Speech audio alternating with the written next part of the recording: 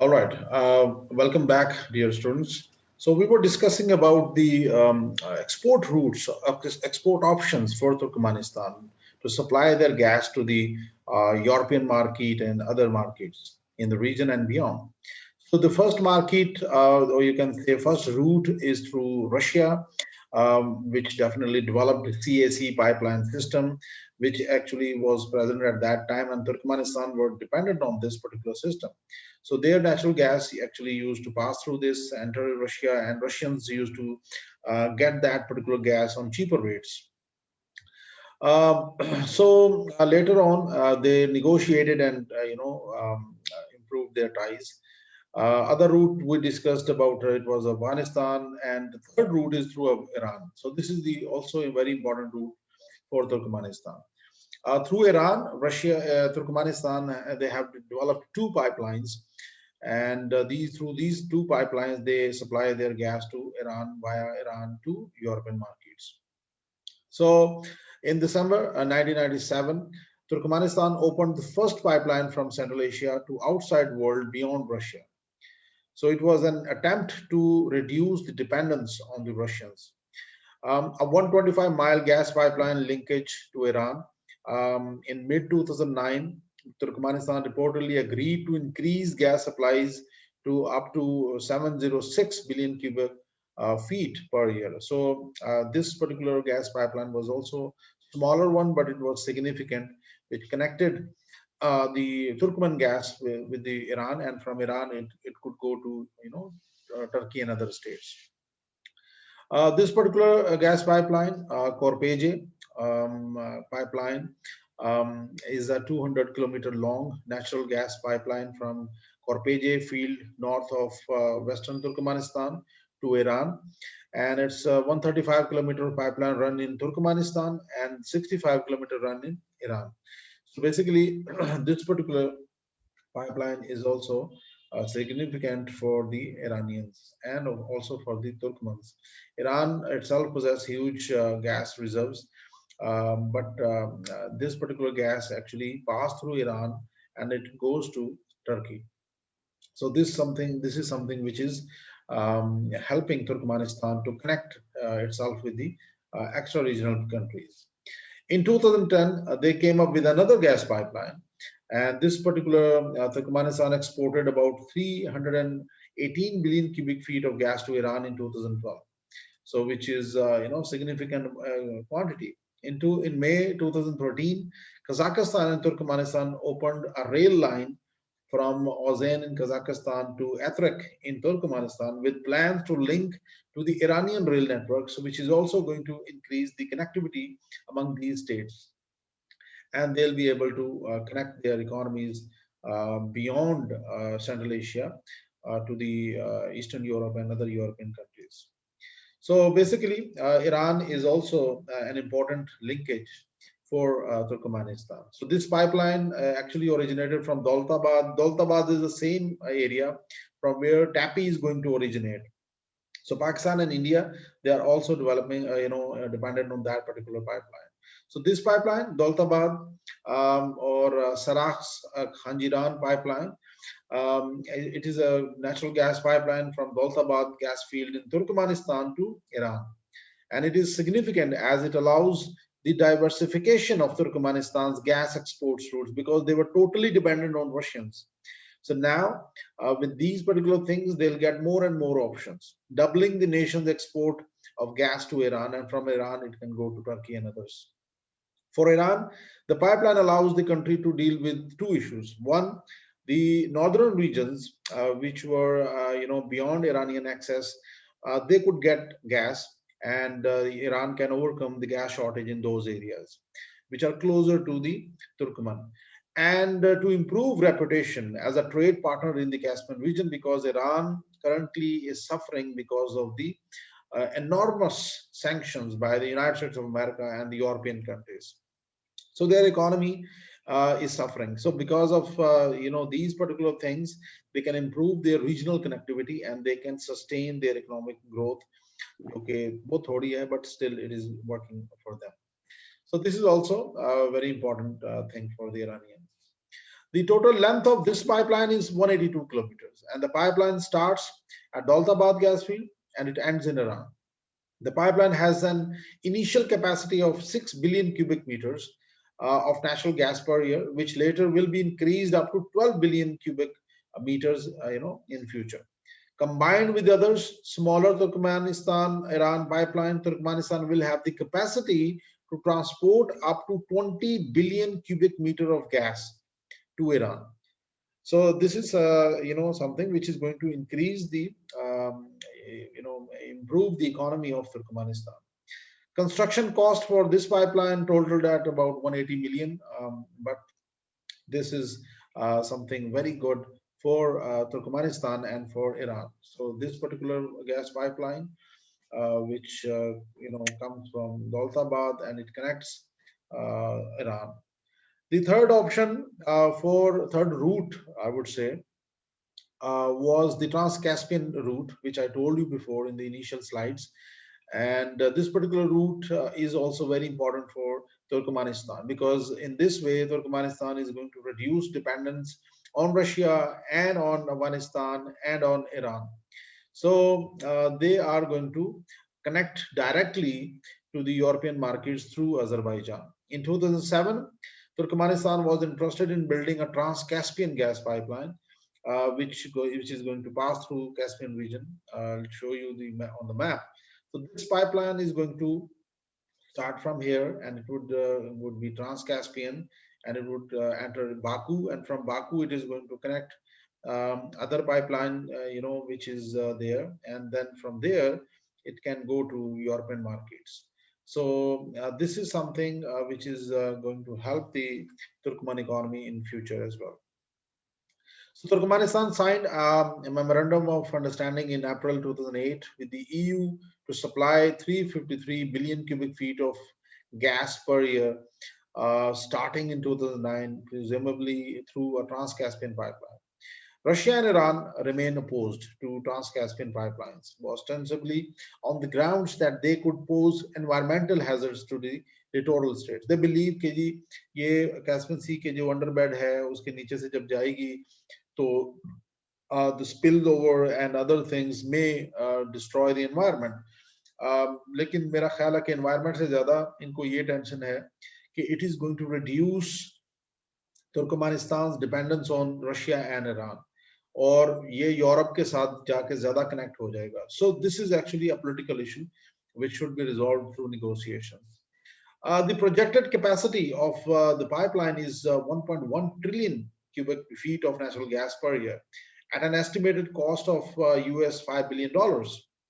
So it's a major, huge project in which the Europeans would help definitely if this everything goes smoothly. So Europeans would definitely help Turkmenistan. But the problem here is Russia and Iran. They are not allowing it.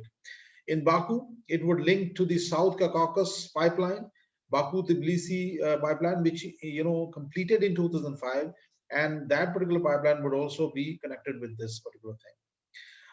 And through this, with the planned Trans-Anatolian gas pipeline, which is going to connect these countries.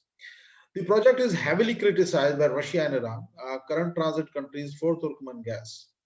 Alexander Golovin, a special envoy on the Caspian issues, has stated that a major gas pipeline would pose a serious dangerous risk to the prosperity of the entire region, and it would have environmental impacts. According to the Russian Natural Gas Resources Ministry, any gas or oil pipeline across the floor of the Caspian Sea would be environmentally unacceptable. Now, the problem for the Turkmenistan is that Turkmenistan, if they want to pursue this particular pipeline, so they have to take into consideration the aspirations and the criticism of the Caspian Sea countries, 5 states, which is Russia, Kazakhstan, Turkmenistan, Azerbaijan, and Iran. जब तक ये पांचों countries एक page पे नहीं होंगी, and if they don't allow Turkmenistan, so Turkmenistan cannot pursue this particular pipeline. So these 5 states, Kazakhstan, which has got a huge share of in the Caspian Sea region, Russia, which is right here, as you can see, Azerbaijan, which also got a significant share, and Iran, is also. So these five states, unless or until they don't allow and they don't settle their issue, political issue with Turkmenistan, Turkmenistan can never pursue this particular pipeline. So what is the opposition? Russia has also taken the legal position that a potential pipeline project, regardless of the route it takes on the seabed, would require the consent of all five Caspian littoral states in order to proceed. अब जब इसने ये बात कर दी तो उसके बाद मेरा नहीं ख्याल कि कोई और मसला यहाँ पे खड़ा हो सकता है. Iran has pointed out that treaties signed by Iran and Soviet Union in 1921 and 1940 are still in force, and that any action taken without the consent of all the littoral states would be illegal. So Iran or Russia both have taken a legal position जिसको वो supersede नहीं कर सकते तुर्कमन. In regard to of a decision taken by EU on 12 September 2011, Russia expressed its disappointment as it seems to have been adopted without taking into account internationally accepted legal and geopolitical situation in Caspian Sea basin. And as Caspian Sea littoral state, Russia could veto any international agreement allowing for the pipeline to be built. तो Russia is a powerful country in the region, और अगर Russia ने इसको disallow कर दिया तो this pipeline would be a dream.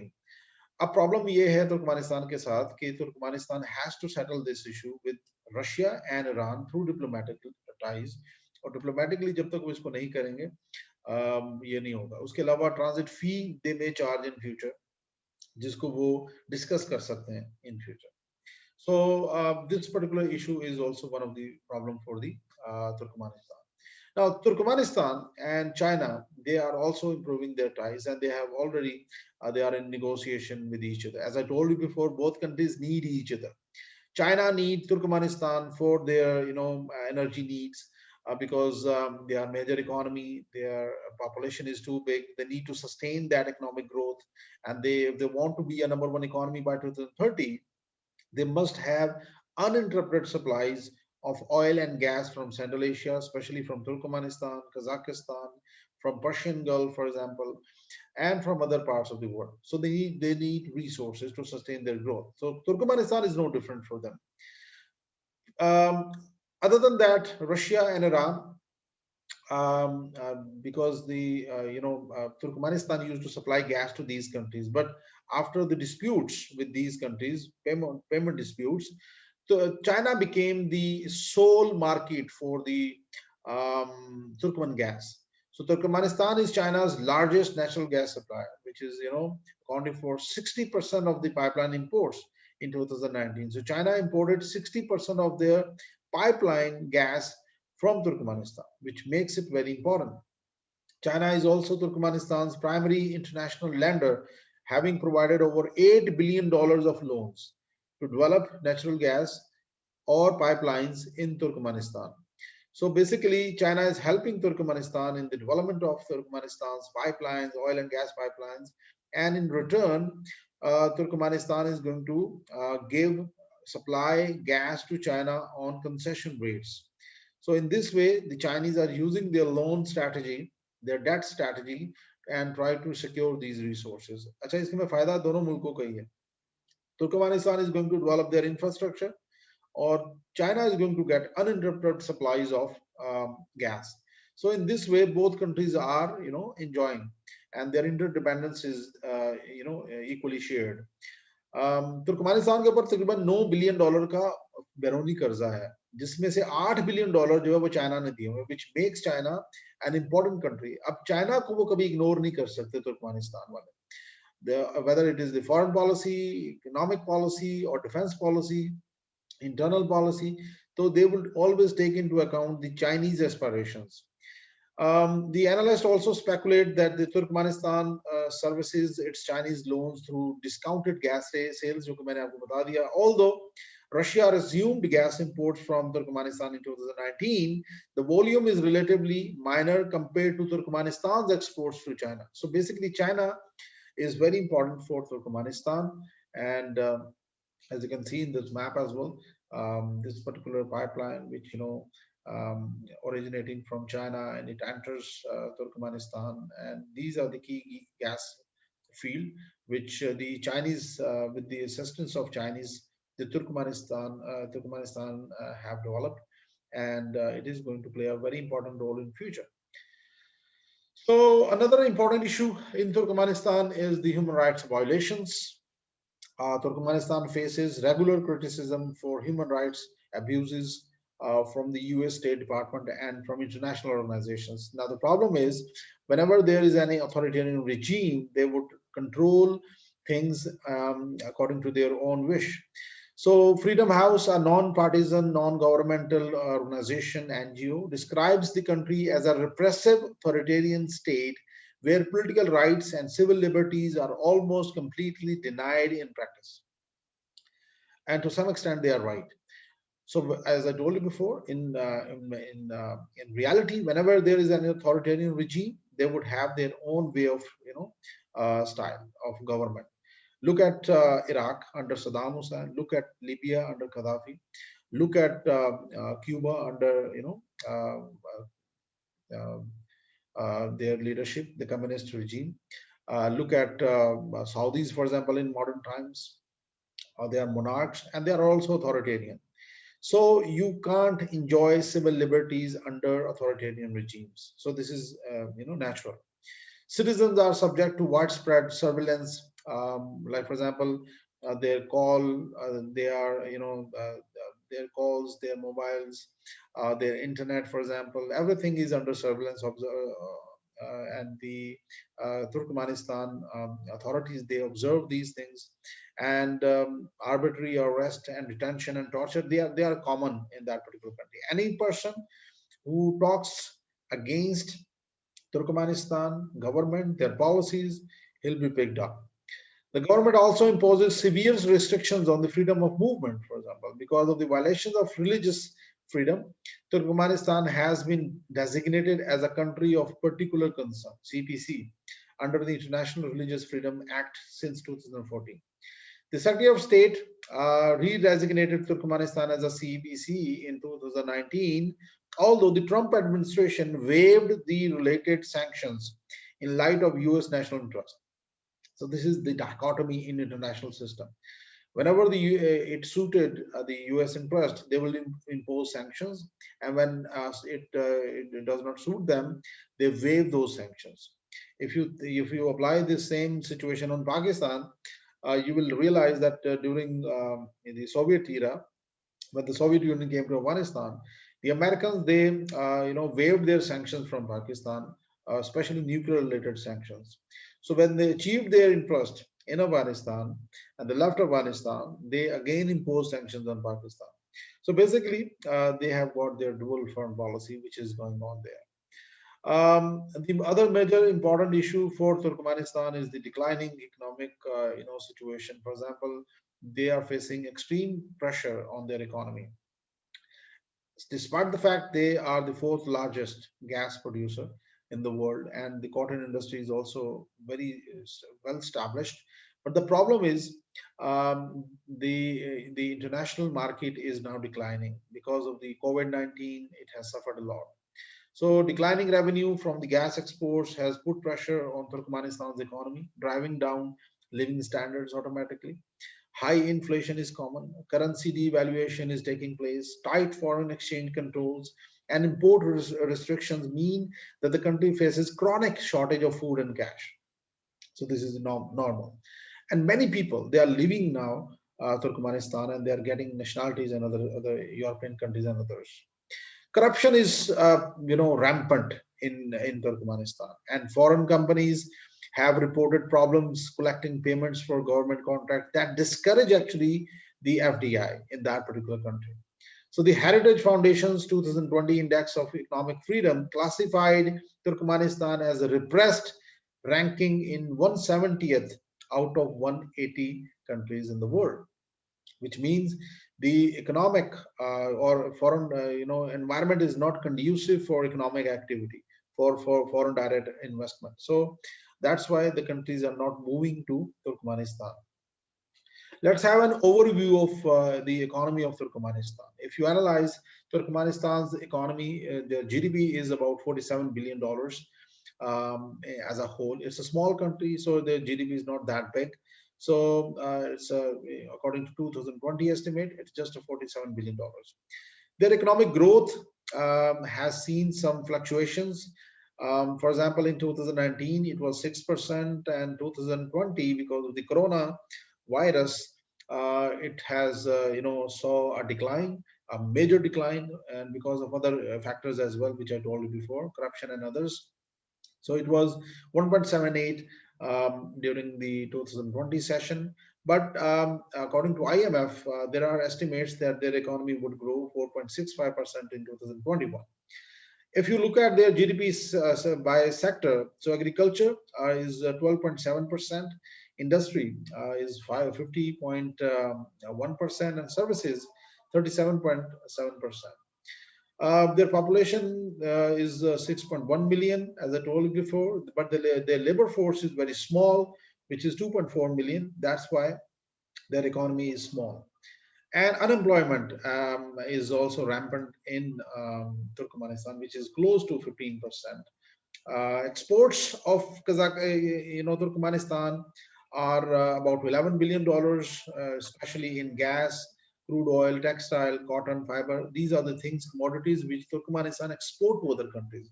And who are the export partners? China, predominantly. 72% of their exports in gas goes to China. And then you got Iran, again, gas and other exports. Italy, for example, cotton, for example, they export to Italy, and Afghanistan, again, these things, and Russia, of course.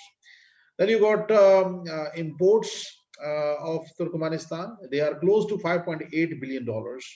The things, machinery, equipment, chemical, food stuff, they import from other states. And who are the import partners?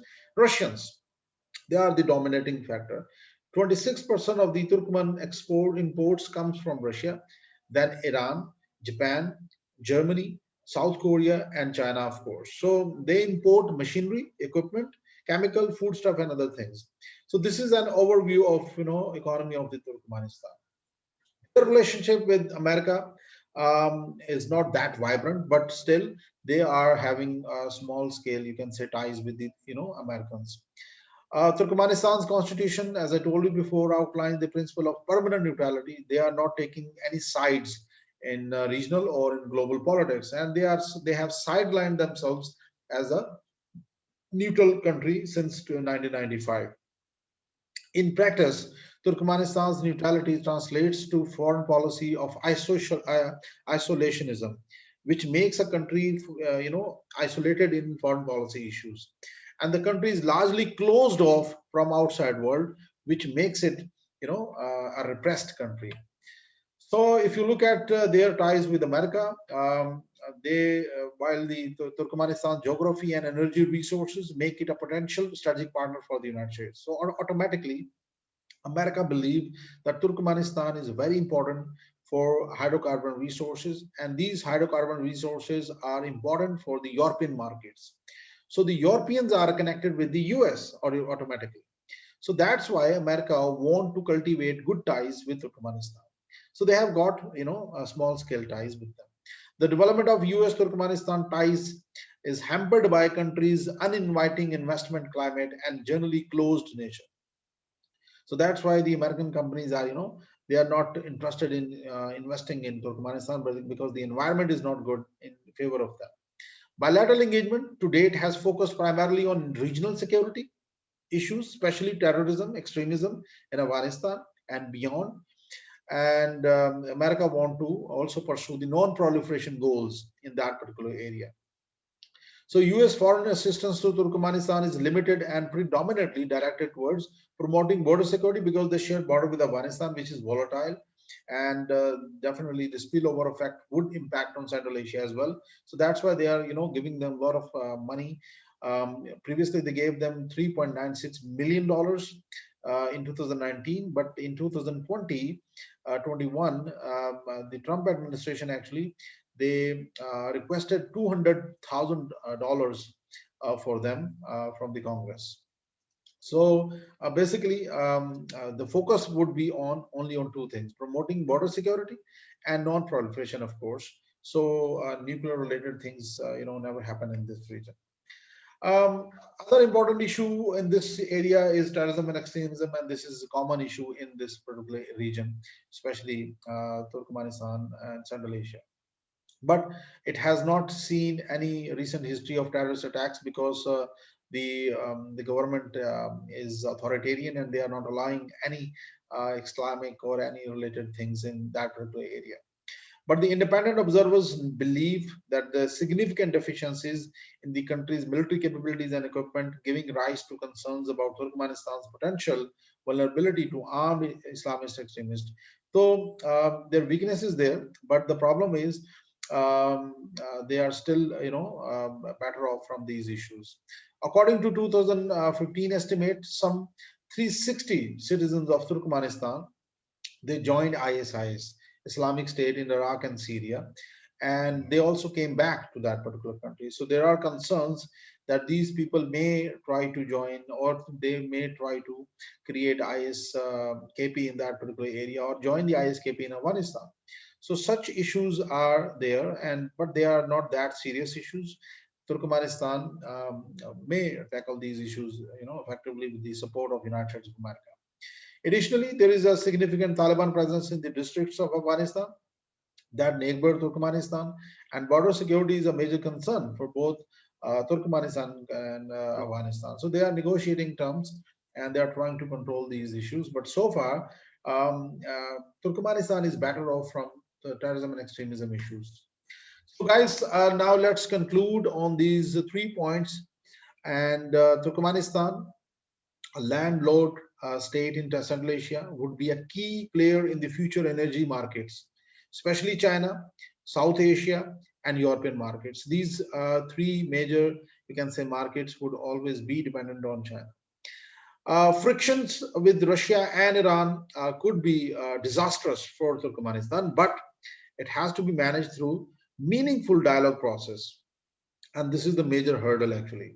If Iran and Russia doesn't allow, Turkmenistan can never have their these Trans-Caspian gas pipelines in the region. So these issues could be resolved through diplomacy, and let's see how it unfolds.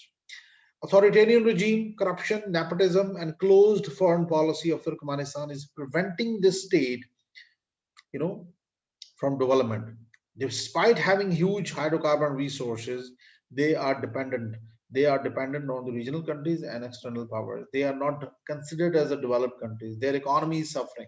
Their population is suffering. 15% inflation rate is there.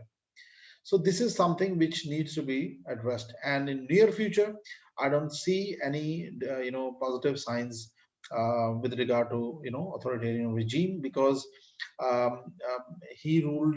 Niazov, the previous president, ruled for many years since 95 to 2006, and from 2006 now onwards, now he's ruling Gurbanguly, and after his departure, his son, who is also ready to take the charge, he would rule. So this is something which is going to take a long time, long process. So democracy is the ultimate solution to the problems in Turkmenistan, in many other countries, and but it should be true democracy in right spirit. But as far as now the Turkmenistan's situation is concerned, it is very important country for Pakistan, for India, for Afghanistan, for China, for Iran, for Turkey, for European countries, for Russia, and for the other states in the region. So basically, Turkmenistan is important country of Central Asia, and it could be a key player in the future global energy market. So thank you very much, dear students. If you got any question, please you can ask now. Thank you very much.